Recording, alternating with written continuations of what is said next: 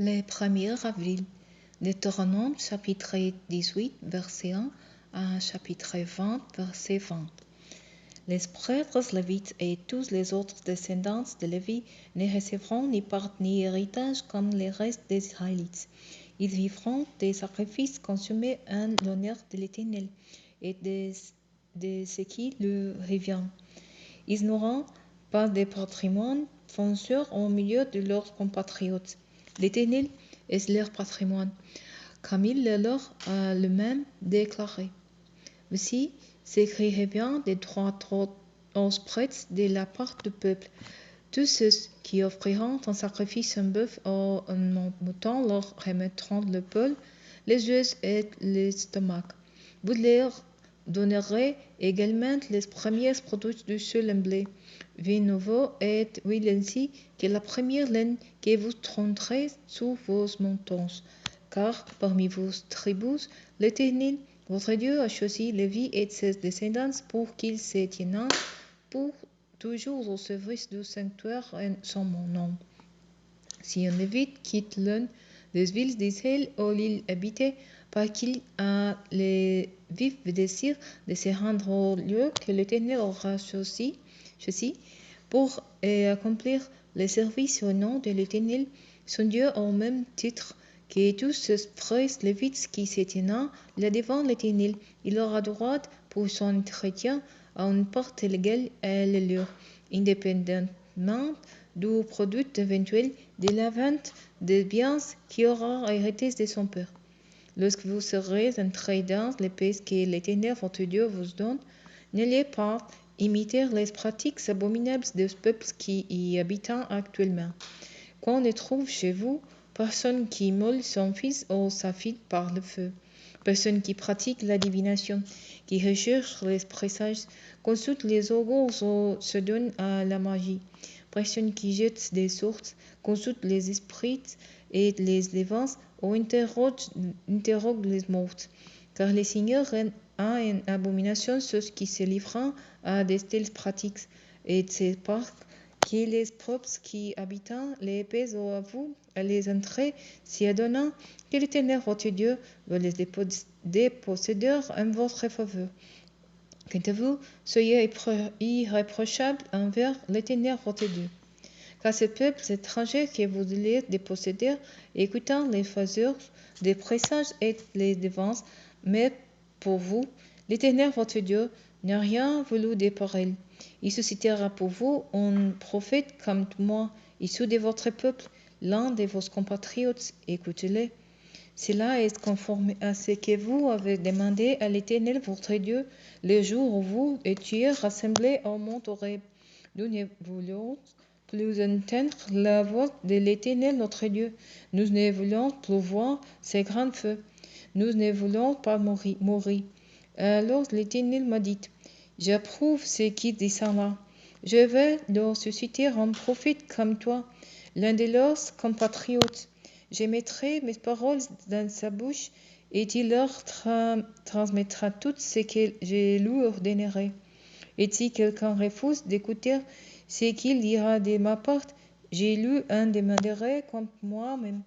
Mais si un prophète a l'audace de prononcer en mon nom un message dont je ne l'ai pas chargé, ou si se met à parler en nom d'autres divinités, il sera mis à mort. Peut-être vous demanderez-vous, comment saurons-nous qu'un prophétie ne vient pas de l'Éternel? Sachez donc que si les prophètes annoncent de la part de l'Éternel une chose qui ne se réalise pas, si sa parole reste sans effet, c'est que son message ne vient pas de l'Éternel. C'est par présomption que le prophète l'aura prononcé. Vous ne vous laisserez donc pas impressionner par lui. Lorsque l'Éternel votre Dieu aura fait disparaître les peuples dont il veut vous donner la paix, quand vous les aurez dépossédés et que vous serez établis dans leurs villes et dans leurs maisons, vous mettrez à part 3 villes au milieu du pays que l'Éternel votre Dieu vous donne en possession. Vous y ferez aboutir des routes pour qu'un meurtrier puisse chercher refuge et vous partagerez en 3 districts tous les territoires de paix que l'Éternel votre Dieu vous donne. Voici dans quel cas les mériteux pourra se réfugier dans l'une de ces villes et y avoir la vie sauve. S'il a tué son prochain involontairement, cette voie jamais et de haine contre lui auparavant. Ce sera le cas, par exemple, si c'est rendu avec son camarade en forêt pour récupérer du bois, et si pendant que sa main brandissait l'âge pour abattre un arbre, le fer s'est détaché du manche et a touché son compagnon qui en est mort. Cet homme-là pourra s'enfuir dans l'un de ces vides et avoir la vie sauve. Il faudrait parce que l'homme chargé de punir le crime les poursuive avec colère et la distance jusqu'à la ville étant trop longue, les rattrape et les met à mortelose que cet homme n'a pas mérité d'être mis à mort. En effet, il n'a jamais eu de haine contre celui qui l'a tué. C'est pourquoi je vous ordonne de mettre à part 3 villes. Et si l'Éternel votre Dieu agrandit votre territoire, comme il l'a promis à vos ancêtres, et qu'il vous donne toute l'épée qu'il a promis de leur donner, c'est-à-dire si vous obéissez fidèlement à tous ces commandements que je vous prescris aujourd'hui, en amant l'Éternel votre Dieu et en suivant toujours ses voies. Vous ajouterez encore 3 villes aux premières. De cette manière, on évitera de mettre à mort des innocents dans les pays que l'Éternel votre Dieu vous donne en possession, car vous porteriez alors la responsabilité d'une telle mort. Mais si un homme est animé de haine contre son prochain, s'il lui dresse des embûches, l'attaque et les frapper mortellement, puis va se réfugier dans l'une de ces villes. Les responsables de ces villes enverront quelqu'un le chercher et ils le livreront à celui qui est chargé de punir le crime, et il sera mis à mort. Vous ne vous apitoierez pas sur lui, mais vous purifierez Israël du sang d'un innocent qui a été versé, et vous vous en trouverez bien. Lorsque vous serez établis dans le pays que l'Éternel votre Dieu vous donne en partage, vous ne déplacerez pas les bornes qui marquent les limites de la propriété de vos voisins qui auront été fixées par les premiers arrivés. La déposition d'un seul témoin ne suffira pas pour établir la culpabilité d'un homme accusé d'un crime, d'un délit ou d'une faute qu'il soit. On ne pourra instruire l'affaire qu'après avoir entendu les déclarations des 2 ou des 3 témoins. Si un témoin malveillant accuse quelqu'un d'un méfait, les 12 parties comparaîtront devant l'Éternel, devant l'Esprit et les juges qui seront en fonction à ce moment-là. Les juges feront une enquête sérieuse. S'ils découvrent que le témoin a menti et qu'il a fait une fausse déposition contre son frère, vous lui infligerez la peine qu'il voulait faire subir à celui-ci. Ainsi, vous ferez disparaître le mal du milieu de vous. Les autres qui le prendront en éprouveront de la crainte et l'on n'osera plus commettre un tel méfait parmi vous. Vous ne vous laisserez pas apitoyer. La règle sera vie pour vie, huile pour huile, dent pour dent, main pour main et pied pour pied.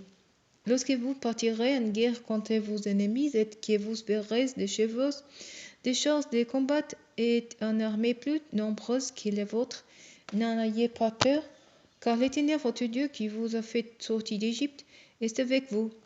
Quand vous serez sur les points d'engager les combats, le prêtre s'avancera et s'adressera aux armées. Il leur dira, soldats d'Israël, écoutez, vous êtes aujourd'hui sur les points de combattre vos ennemis. Ne perdez pas courage, n'ayez pas peur, ne tremblez pas et ne cédez pas à la panique devant vos ennemis. Car l'Éternel votre Dieu marche lui-même avec vous. Il combattra pour vous contre vos ennemis et il vous sauvera. Ensuite, les officiers s'adresseront aux soldats en ces termes. Y a-t-il parmi vous quelqu'un qui vient de bâtir une maison et n'y pas encore habité, qu'il rentre chez lui, pour qu'il ne meure pas seul combat et qu'un autre n'y habite par le premier?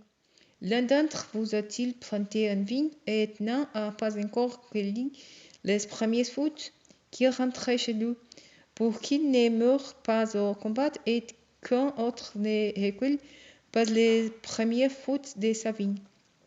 Y a-t-il quelqu'un qui se soit fiancé et qui n'est pas encore épousé sa fiancée, qui rentre chez lui, pour qu'il ne meure pas au combat et qu'un autre n'épouse pas sa fiancée? Puis les officiers diront encore aux soldats: quelqu'un parmi vous a-t-il peur et manque-t-il de courage, qu'il rentre chez lui, pour ne pas démoraliser ses compagnons d'armes? Quand les officiers auront fini de parler aux soldats, on désignera les chefs des armées pour commander les troupes.